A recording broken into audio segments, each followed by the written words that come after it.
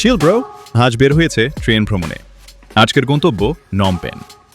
আজ আপনাদের সাথে শেয়ার করব কম্বোডিয়ার ট্রেন ভ্রমণ কেমন হয় তার অভিজ্ঞতা। চলুন আজকের দিনটা এনজয় করি।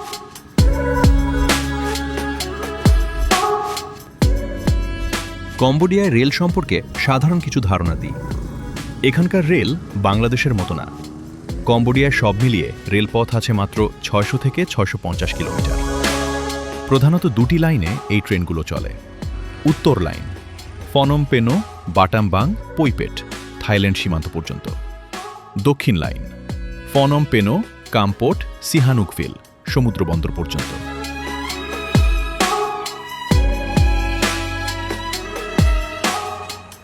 আপনারা দেখতে পাচ্ছেন ইতিমধ্যে আমরা যে ট্রেন দিয়ে যাব ওই ট্রেন চলে এসে, বুঝছেন?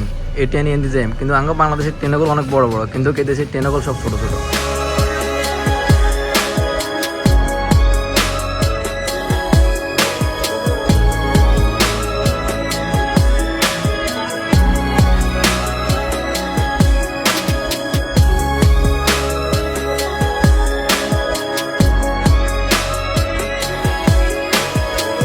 আমরা ট্রেনে ওঠার পর দেখলাম তেমন একটা ভিড় নাই।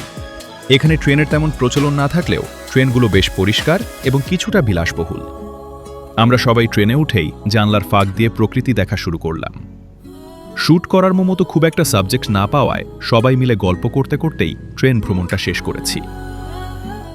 শোনো তোমার একটা মজার কথা কই। আমি এর আগে একবার জামালপুরে ট্রেনে গেছি, ট্রেন ভ্রমণে জামালপুরে গেছি। আমরা লোকাল ট্রেন বাংলাদেশের এমন স্লো যাইতেছে, এমন স্লো, রাতের অন্ধকার, প্রায় রাতে 1টা-1:30টার মতো বাজে। অজানা এক জায়গায়, কোনো স্টেশন না, কিছুই না।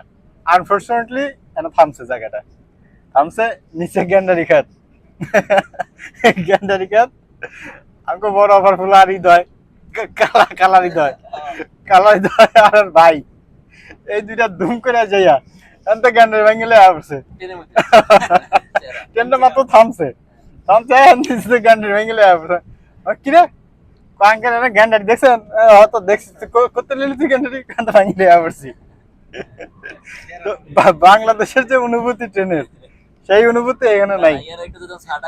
যেমন চা বিক্রি, পান, তারপরে আরো কত খাবার, বাফুরের টিকিট না থাকলে বাদাম থাকা লাগবে, বাদাম থাকা জরুরি। বাদাম না থাকলে ট্রেনই হইতো না এটা। আর এই জায়গায় ট্রেনে বসে বুবার মতো বই রিস।